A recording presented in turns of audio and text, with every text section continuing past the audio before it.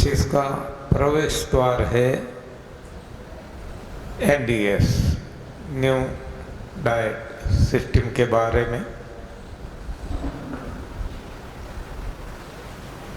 यदि हम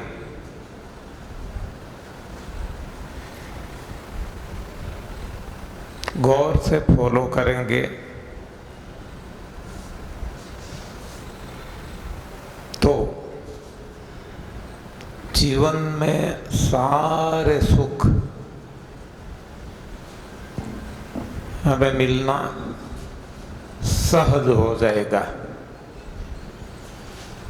सबसे पहला सुख देह का, यानी कि ये जो देह है, हड्डियां, मांस,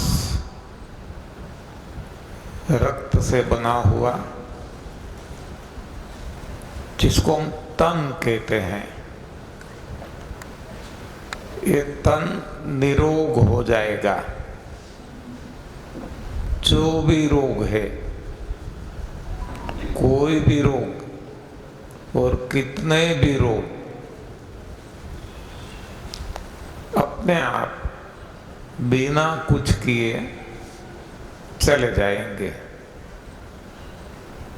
दूसरा हमने देखा इंद्रियां जो कमजोर हो चुकी है, ये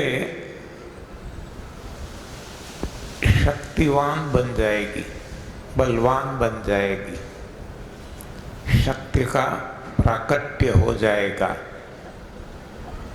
तीसरा, जो मानसिक तनाव रहता है,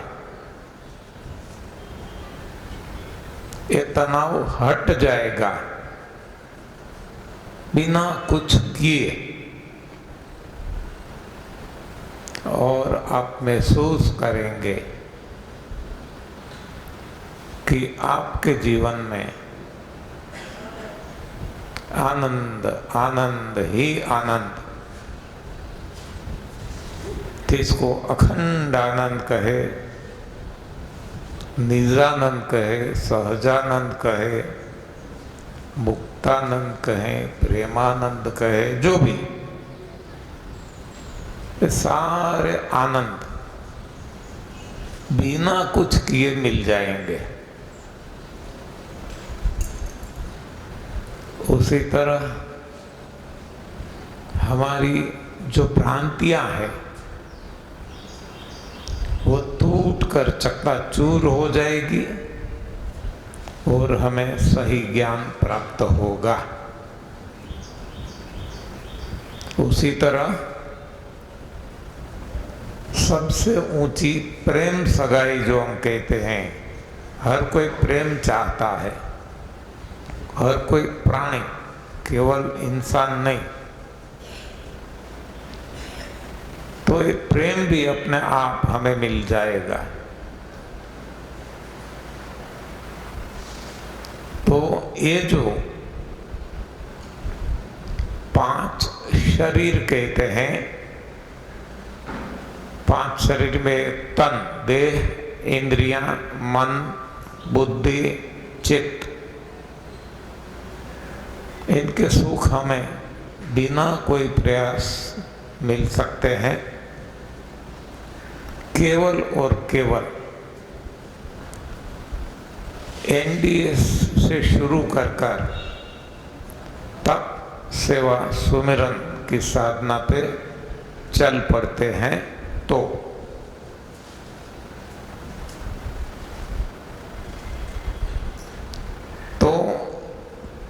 पहले 2 है स्थूल है, बाकी के सूक्ष्म है। ये सारे सुख हमें मिल जाते हैं। अब जो है आत्मा शुद्ध हो जाती है और परमात्मा को प्राप्त कर लेती है।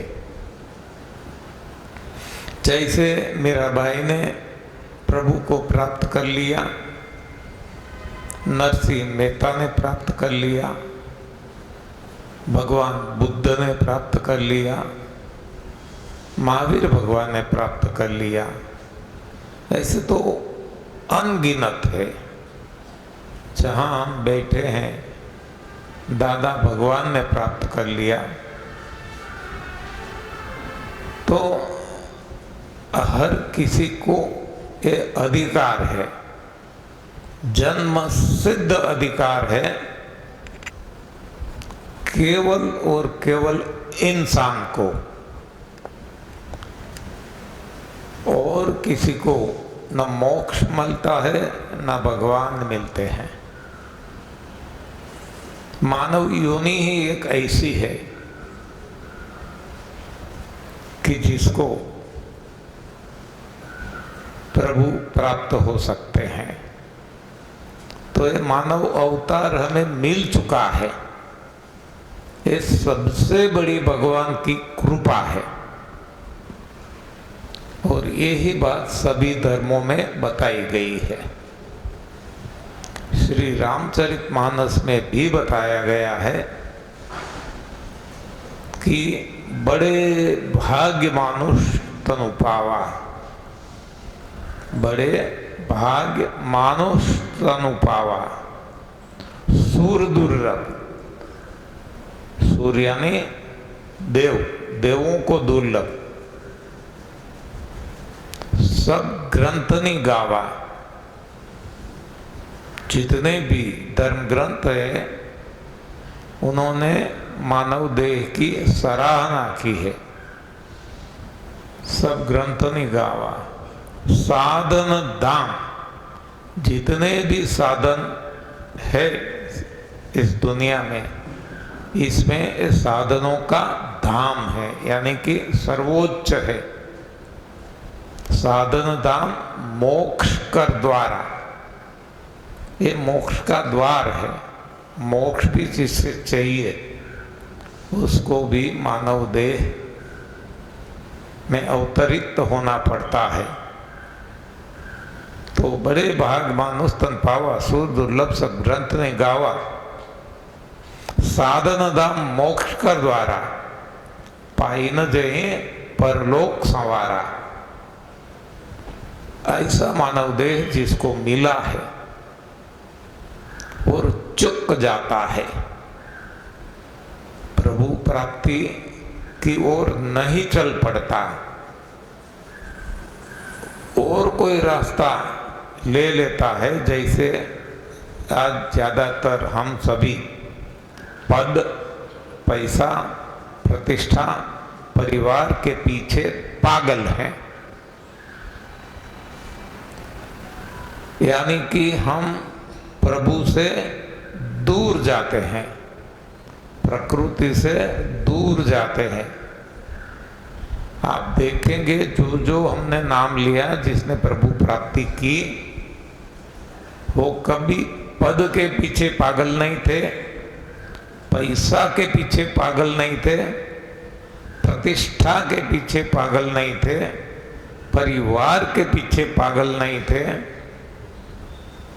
केवल और केवल प्रभु के पीछे पागल थे। इसलिए कहा गया है, मीरा को दीवानी बता दिया गया। मीरा दीवानी हो गई। ऐसी लागी लगन, मीरा हो गई मगन। वो तो गले गले हरि गुण गाने लगी, ऐसी लागी लगन। तो जिसको ऐसी लगन लग जाती है, उनको ही प्रभु प्राप्त होते हैं। यहीं भी आप देखेंगे, इतने सारे लोग हम यहाँ इकट्ठे हुए हैं, तो जिसको लगन लग जाएगी, एक धुन लग जाएगी, NDS NDS NDS NDS, nothing else, हाँ, लोग उनको पागल कहेंगे। जैसे मीराबाई को भी समाज ने पागल बताया। और पागल ही है वो ही कुछ पा सकते हैं। हाँ, जिसको दुनिया पागल कहती है। आप देखेंगे मीराबाई को भी पागल बताया, नरसिंह मेहता को भी पागल बताया। हर कोई भक्त आप लेंगे, लोगों ने बताया है पागल है। केवल भक्त की बात नहीं करते, कोई भी साइंटिस्ट ले लो, हाँ, उनको भी समाज में धूनी या तो पागल बताया है। जिसको लगन लग जाती है उसको समाज की कोई परवाह नहीं है, उसको समाज पागल कहता है। केवल कहता है इतना नहीं, समाज ऐसे लोगों को परेशान करता है। देखो मीराबाई को जहर दे दिया गया, नरसिंह मेहता को अपनी नाक से बाहर कर दिया गया, यीशु ख्रिस्त को खीले ठोक दिए गए, भगवान बुद्ध को कान में शूली भराई दी गई और क्या क्या नहीं ऐसा बुरा व्यवहार किया गया। हर कोई अपने लोग, कोई भी तो ऐसे लोगों ने समाज को सही दिशा दी है, ऐसे लोगों ने समाज का भला किया है, लेकिन समाज पहचान नहीं सका और उनको पागल कह के हंसी उड़ाई गई, उनको परेशान किए गए। गांधी ले लो, राष्ट्रपिता महात्मा गांधी कहते हैं, उनको गोली मार दी गई। हाँ, कोई भी ले लो। तो ये समाज जो है परिवर्तन जो लाते हैं, लाने का प्रयास करते हैं, उसको सहन नहीं कर सकता। जब आप भी कुछ परिवर्तन करेंगे खुद के जीवन में, तब आपके ही परिवार वाले आपके दुश्मन बन के सामने खड़े रह जाएंगे, चाहे वो खुद की पत्नी ही क्यों ना हो या तो चाहे खुद का पति ही क्यों ना हो, अपने दुश्मन बन जाएंगे। चाहे वो अपना पुत्र ही क्यों ना हो, पुत्री ही क्यों ना हो, अपने दुश्मन बन के आपकी साधना में बाधना डालने को खड़े हो जाएंगे। आपका पोता पोती भी आपकी साधना में दखल अंदाजी करने को सामने आ जाएगा और आपकी साधना को तोड़ने का प्रयास करेंगे। अपने पड़ोसी वो भी आपके सामने आ जाएंगे और आपकी साधना को तोड़ने के लिए हर संभव प्रयास करेंगे। अपने जो पितराई कहते हैं, कजिन, वो भी आपके सामने आ जाएंगे और आपको परेशान करने में कोई भी कसर नहीं छोड़ेंगे। आपका पेट खुद आपको परेशान करेगा। हाँ, जब आपने तय कर लिया कि नहीं हमें एनडीएस फॉलो करना है, तो उठने के बाद 8 घंटे का उपवास जब करते हैं, तब आपका पेट आपको परेशान करेगा। हाँ, खाने का डिमांड करने लगेगा, नहीं मुझे कुछ चाहिए। हाँ, आपका जो धन है, पैसा है, वो आपको परेशान करेगा। हाँ, आपको लगने लगेगा कि हमारे बाप दादा के पास तो पैसे नहीं थे, लेकिन हमें जो पैसे मिले हैं तो ये किस काम के? खाओ पियो और मौज करो। हाँ, जैसा पड़ेगा देखा जाएगा। लेकिन हम सब अच्छी तरह से जानते हैं कि ऐसी कोई गंभीर बीमारियां आ जाती हैं, अब देखने का कोई वक्त नहीं रहता।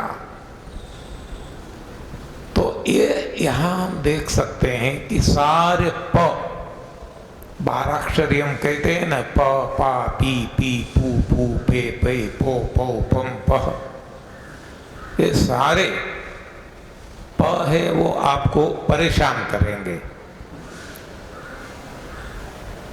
और ये सारे अपने ही हैं।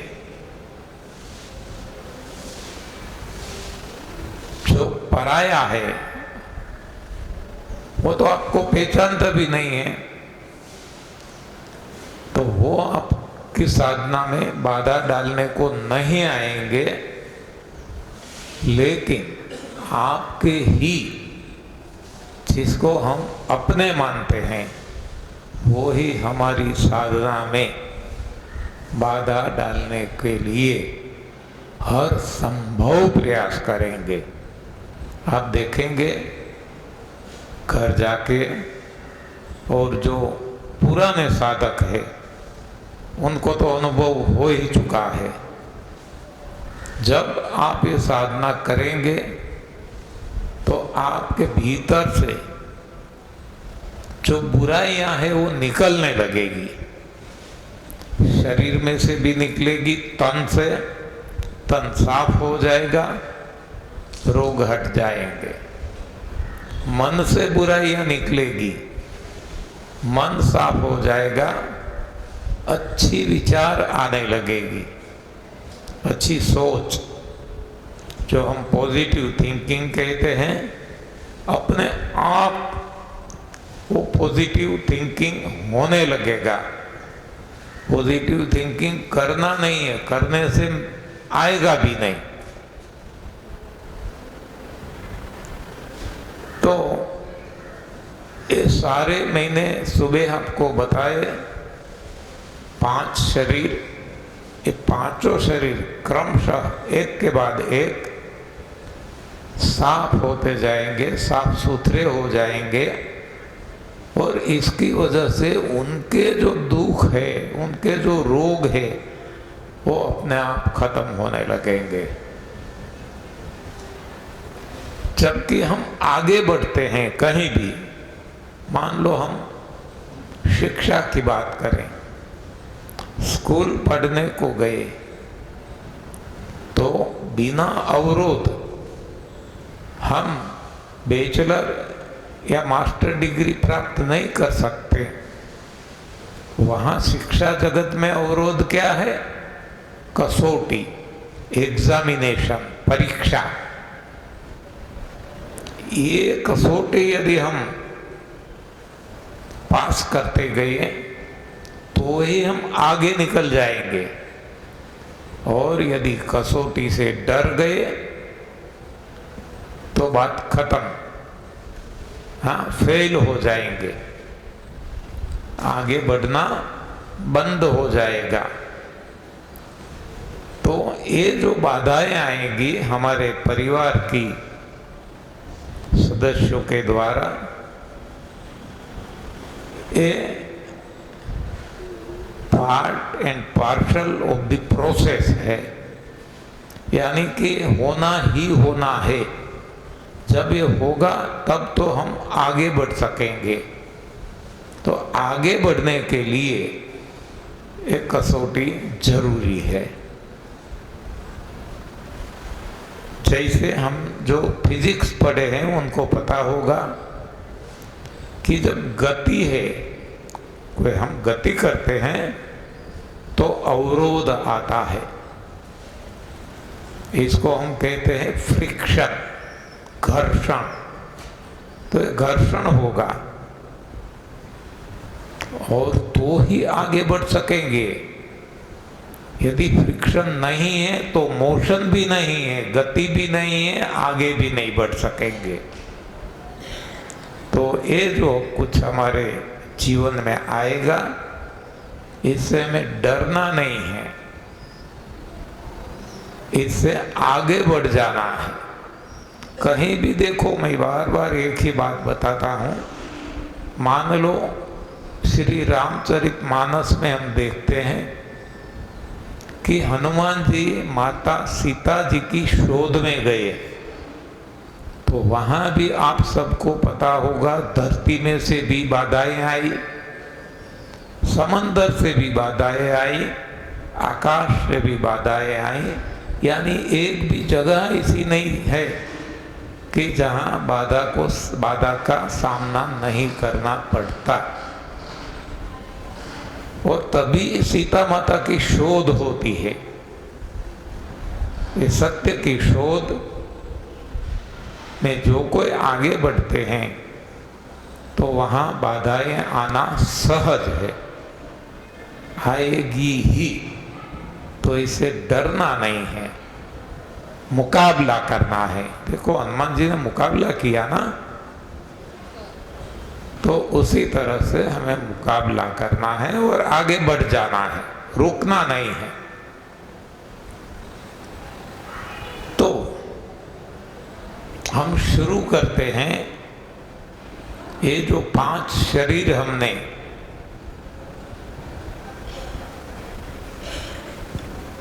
जाना, तन से शुरू करेंगे।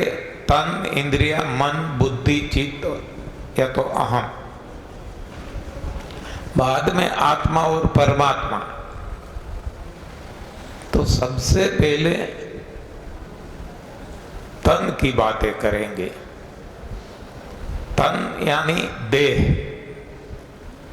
जो हाड, हड्डियां, मांस, मसल्स, रक्त, लहू से बना हुआ एक लोथड़ा है, स्थूल देह है। तो ये देह के रोग हैं शारीरिक समस्याएं। शारीरिक समस्या यानी जो नॉर्मल होना चाहिए, वो जब एबनॉर्मल बन जाए तो इसको हम समस्या कहते हैं, और उसी समस्या को हम रोग कहते हैं। जैसे देख लो, हमारा नाक है, इसका काम क्या है? हवा लेना, छोड़ना, गंध की परख करना, घ्राणेन्द्रिय। अब नाक हवा की जगह कुछ प्रवाही निकालने लगे और गंध की परख न कर सके, तब हम क्या कहेंगे? ये एबनॉर्मल स्थिति हो गई, नॉर्मल नहीं है। और ये एबनॉर्मल स्थिति को हम क्या नाम देते हैं? सर्दी जुखाम। हाँ, सर्दी जुखाम हो गया, जुखाम कहते हैं जिसको हम रोग कहते हैं। उसी तरह हमारा जो तापमान, तन का तापमान, शरीर का तापमान 98.4 डिग्री फ़ारेनहाइट रहना जरूरी है, तब हम इसको नॉर्मल कहेंगे। जब ये तापमान बढ़ जाता है तो हम कहेंगे बुखार आ गया। बुखार के भी बहुत सारे हमने नाम दिए हैं, मलेरिया, टाइफाइड, हाँ, नाना प्रकार के। लेकिन तापमान का बढ़ना, ये शरीर के लिए एबनॉर्मल कंडीशन है, जिसको हम शारीरिक समस्या कहते हैं या तो रोग कहते हैं, और रोगों का कोई नाम दे देते हैं। ऐसे जो ब्लड शुगर है वो हम कहते हैं कि सो फास्टिंग सो, और पीपीबीएस यानी कि खाने के बाद 2 घंटे के बाद यदि जो हम मेजर करते हैं पीपीबीएस कहते हैं। ये 140 से कम होना चाहिए, ये हमारे वैज्ञानिक स्टैंडर्ड्स है। लेकिन ये यदि बढ़ जाता है तो हम कहेंगे कि डायबिटीज हो गया। छोटे बच्चे को होता है तो हम कहेंगे कि टाइप 1 जुवेनियल डायबिटीज हो गया। बड़े लोगों को होता है तो हम कहते हैं टाइप 2 डायबिटीज हो गया। अब वही शुगर लेवल कम हो जाती है तो हम कहेंगे कि शुगर लेवल कम हो गया। वैसे ही बीपी के बारे में, ब्लड का प्रेशर जो हमने तय किया है 80/120, इससे कम हो जाता है तो हम कहेंगे बीपी लो हो गया। बढ़ जाता है तो हम कहते हैं बीपी बढ़ गया।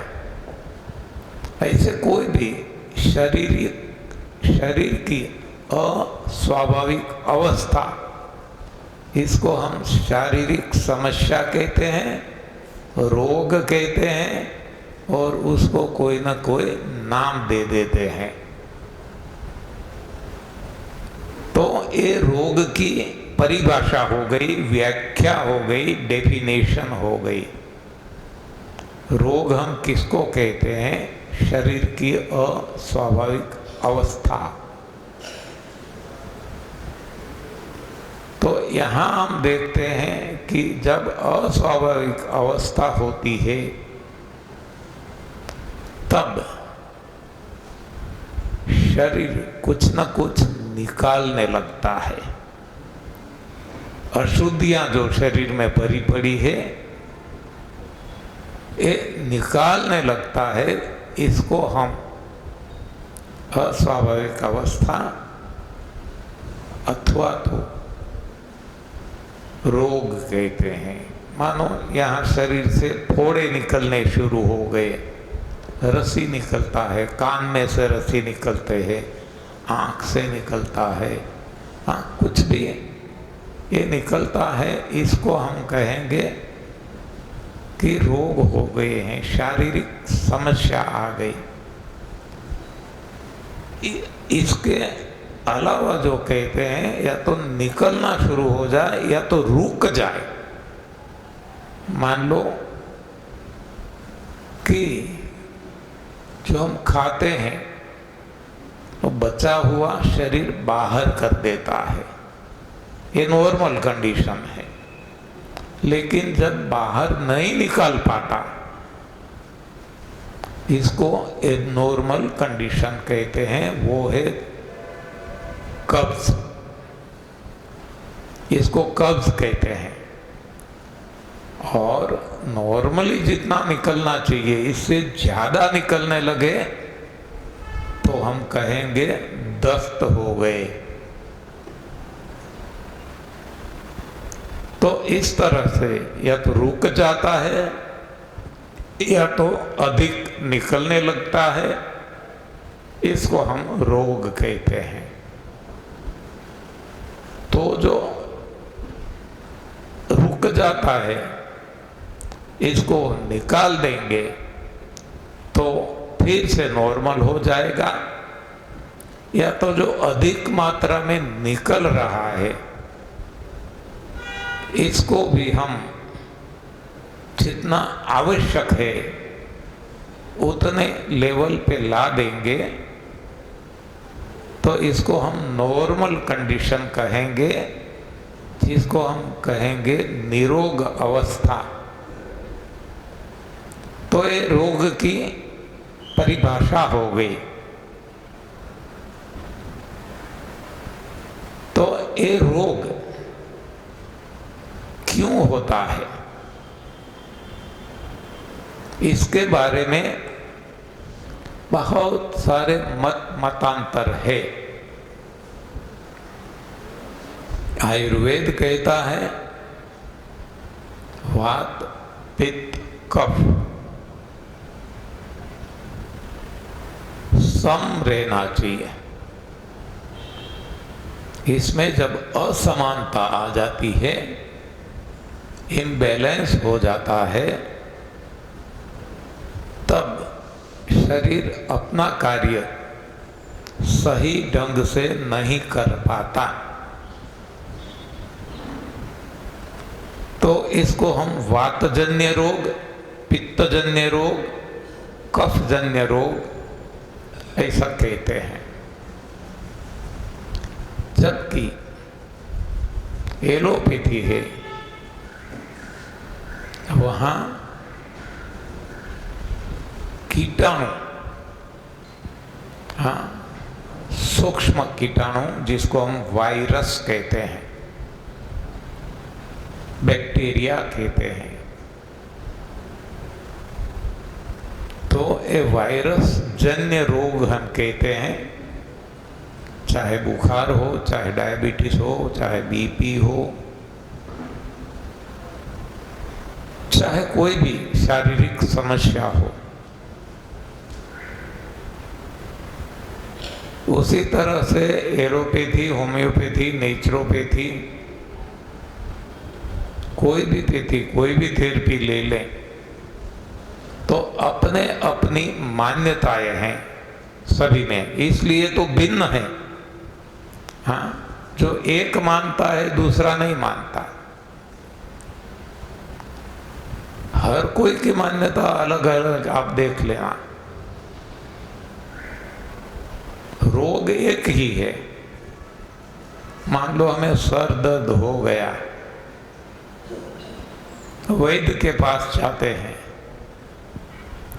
तो वो बताएगा कि आपको वातजन्य रोग है, वात प्रकोप हो चुका है, तो जिससे वात उत्पन्न होता है, ऐसी चीजें नहीं खाना।